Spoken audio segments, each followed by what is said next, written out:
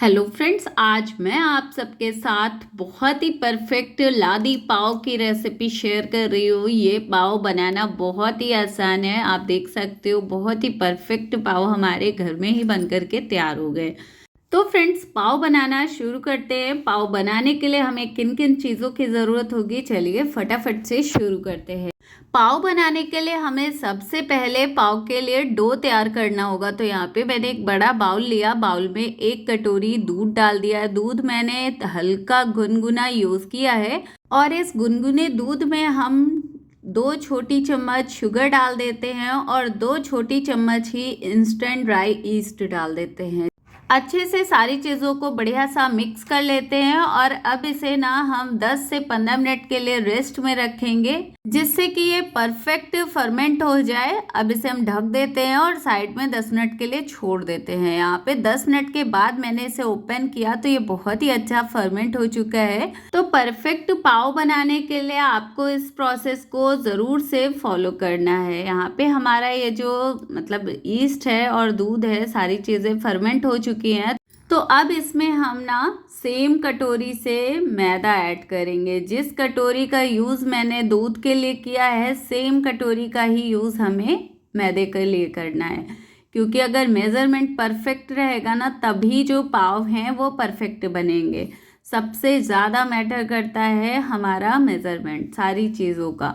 अगर मेज़रमेंट ही गड़बड़ हो जाएगा ना, तो हमारी जो रेसिपी है वो परफेक्ट नहीं बनती। यही कारण होता है। यहाँ पे मैंने ना 1 चुटकी नमक डाला है। नमक बहुत ज़्यादा नहीं डालना है, लेकिन हाँ, थोड़ा सा डाल देंगे ना तो हमारे जो पाव हैं वो परफेक्ट बनेंगे।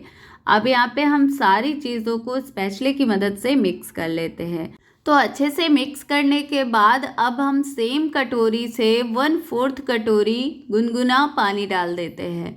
पानी आपको एक साथ जिस मेज़रमेंट के साथ मैंने बनाया है ना, उस मेज़रमेंट से अगर आप बना रहे हो तो पानी आपको 1/4 कप डायरेक्ट डाल देना है। थोड़ा थोड़ा करके नहीं डालना है। 1/4 कटोरी पानी डाल करके अच्छे से इन सारी चीज़ों को मिक्स कर लेना है। अब ये जो हमारा डो है ना, अब इसे हमें सॉफ्ट करने की ज़रूरत है, इसलिए स्पैचुले को हम बाहर कर देते हैं। क्योंकि डो को हमें अब सॉफ्ट करना है, तो ये काम तो स्पैचुले से होगा नहीं। अब हमें हाथों से इसे बढ़िया सा सॉफ्ट करना है। तो इस सारे मिक्सचर को हम प्लेटफॉर्म पे या सिलिकॉन शीट पे, या आप कोई प्लास्टिक शीट, साफ सुथरी सी प्लास्टिक शीट हो ना, तो आप उसका यूज़ भी कर सकते हो उसे सॉफ्ट करने के लिए। अच्छे से सारी चीज़ों को बढ़िया सा मिक्स कर लेंगे, इकट्ठा कर लेंगे। अब हमें ना इसमें थोड़ा सा लगभग 1.5 से 2 चम्मच बटर डाल देना है और बढ़िया सा इसे सॉफ्ट करना है। स्ट्रेच एंड फोल्ड करते हुए हमें इस डो को बढ़िया सा लगभग 7 से 8 मिनट के लिए सॉफ्ट कर लेना है। तो यहाँ पे आप देख सकते हो, बटर डालने के बाद मैं इसे स्ट्रेच कर रही हूँ, फिर फोल्ड कर रही हूँ, फिर से स्ट्रेच किया, फिर फोल्ड करेंगे। ऐसा करते हुए हम 7 से 8 मिनट सेम प्रोसेस को रिपीट करेंगे और इस डो को तैयार करेंगे।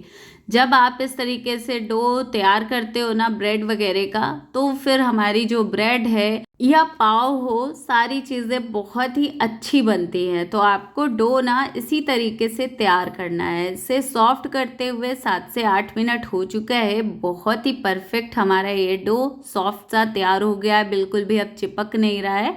कहने का मतलब है कि बिल्कुल परफेक्ट है। अब हम जिस बाउल में हमने सारी चीज़ों को मिक्स करा था, मैंने सेम बाउल ले लिया है। अब डो को हम उसी बाउल में ट्रांसफ़र कर देते हैं और ऊपर से ना थोड़ा सा घी, ऑयल, कुछ भी आप ऊपर से स्प्रेड कर सकते हो। अब इसे हम ढक देते हैं और रखेंगे लगभग 1 घंटे के लिए रेस्ट में। आप इसे प्लेट से, कपड़े से कैसे भी ढक सकते हो, कवर कर सकते हो। 1 से 1.5 घंटे के लिए इसे छोड़ दीजिएगा। यहाँ पे मैंने इसे 1 घंटे के बाद ओपन किया है, तो आप देख सकते हो बहुत ही परफेक्ट हमारे ये डो फर्मेंट होकर के तैयार हो चुका है। इसका मतलब ही है कि बहुत ही परफेक्ट है। साइज जो है ना डो का, बिल्कुल डबल हो चुका है। तो यही इंडिकेशन होता है कि हमारा जो पाव का डो है बिल्कुल परफेक्ट तैयार हो रहा है। तो वापस से हम डो को कुछ सेकंड के लिए सॉफ्ट करेंगे। मैंने डो को बाहर निकाल लिया है सिलिकॉन शीट पे और इसे मैं 10 से 15-20 सेकंड के लिए सॉफ्ट कर ले रही हूँ। और लंबा सा रोल तैयार करेंगे, जिससे कि हम जो बन के पीसेस कट करें ना वो बिल्कुल एक साइज के तैयार हों। तो यहाँ पे मैंने रोल तैयार कर लिया है। नाइफ का जो पीछे का हिस्सा होता है ना, उससे हम इसके पीसेस कट करेंगे। तो 2 कटोरी मैदे में हमारे ये 7 पाव बहुत ही परफेक्ट बन करके तैयार हुए हैं। आप इसका साइज छोटा कर सकते हो, बड़ा कर सकते हो, बस काउंटिंग कम हो जाएगी। अगर छोटे छोटे बनाओगे तो काउंटिंग थोड़ी सी बढ़ जाएगी। तो अब यहाँ पे आप देख सकते हो एक एक हिस्से को मैं उठाती जा रही हूँ और बढ़िया इसे ना मैं राउंड करती जा रही हूँ। परफेक्टली इसे ना आपको नीचे की तरफ करते हुए कवर करना है, जिससे कि हमारे जो पाव हैं वो परफेक्ट बने। अच्छे से लॉक कर देना है, हल्के हाथों से ही हमें इसे लॉक करना है। बहुत ज़्यादा दबा के ये जो मतलब बॉल्स हैं इन्हें तैयार नहीं करना है।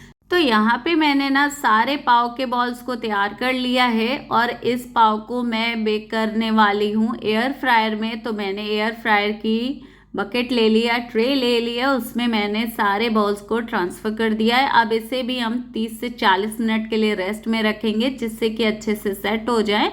तो लगभग 30 मिनट के बाद मैं इसे ओपन कर रही हूँ। बहुत ही परफेक्ट हमारे ये जो पाव है ना सेट हो चुके हैं। इसे मैंने कपड़े से ढक करके 30 मिनट के लिए छोड़ दिया था। अच्छे से जब सेट हो जाए तो फिर आपको यहाँ पे ना थोड़ा सा दूध ले लेना है। दूध ठंडा, हल्का गरम, कैसा भी आप यूज़ कर सकते हो, उबला हुआ, कच्चा दूध, कैसा भी। यहाँ पे आपको ना किसी भी ब्रश की मदद से स्प्रेड कर देना है और अब इसे हम बेक करने के लिए ट्रांसफ़र करेंगे एयर फ्रायर में। तो अगर आप एयर फ्रायर में इसे बेक कर रहे हो तो 180 डिग्री पे हम इसे 10 से 12 मिनट के लिए बेक कर लेंगे। आप 10 मिनट के बाद इसे चेक कर लीजिएगा। अगर आपको लगे कि परफेक्ट हमारे जो पाव हैं वो नहीं मतलब तैयार हुए या परफेक्ट कलर नहीं आया, तो आप 2 मिनट के लिए इसे और बेक कर लीजिएगा। मैंने अभी 10 मिनट का टाइम लगाया, उसके बाद 2 मिनट मैंने इसे वापस से बेक कर लिया। बहुत ही परफेक्ट तैयार हुए थे। तो पाव हमारे बहुत ही परफेक्ट बेक हो चुके हैं। चलिए इसे हम ओपन करते हैं। तो यहाँ पे आप देख सकते हो बहुत ही परफेक्ट बिल्कुल बेकरी स्टाइल हमारे ये पाव बेक होकर के तैयार हो चुके हैं। तो अब इन्हें हम बाहर करेंगे। यहाँ पे आपको बिल्कुल ड्राई से लग रहे हैं, बहुत ही परफेक्ट बने हैं। अब यहाँ पे आप चाहो ना तो बटर या आप घी कुछ भी यहाँ पे स्प्रेड कर सकते हो, जिससे कि इनकी जो शाइन है ना वो बढ़ जाएगी। यहाँ पे मैं हल्का सा बटर स्प्रेड कर रही हूँ। तो फ्रेंड्स, जैसा कि मैंने इसे एयर फ्रायर में बेक किया है, आप चाहो ना तो कढ़ाई में भी इसे बेक कर सकते हो। कढ़ाई में आपको मोटे तले की कढ़ाई लेना है। कढ़ाई में नमक डाल देना है, नमक को अच्छे से गर्म करना है। उसके बाद आपको इसे ना लगभग 20 से 25 मिनट के लिए बेक करना है। बहुत ही परफेक्ट पाव कढ़ाई में भी बन करके तैयार हो जाएंगे।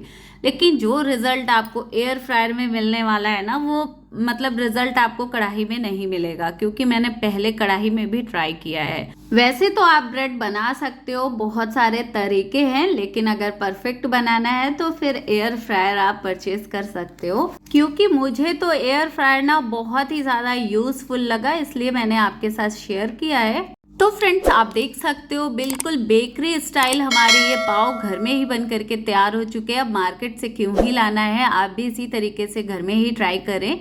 आपको मेरी आज की ये पाव की रेसिपी कैसी लगी कमेंट में ज़रूर बताएं। वीडियो अगर पसंद आएगी तो please like my video and subscribe.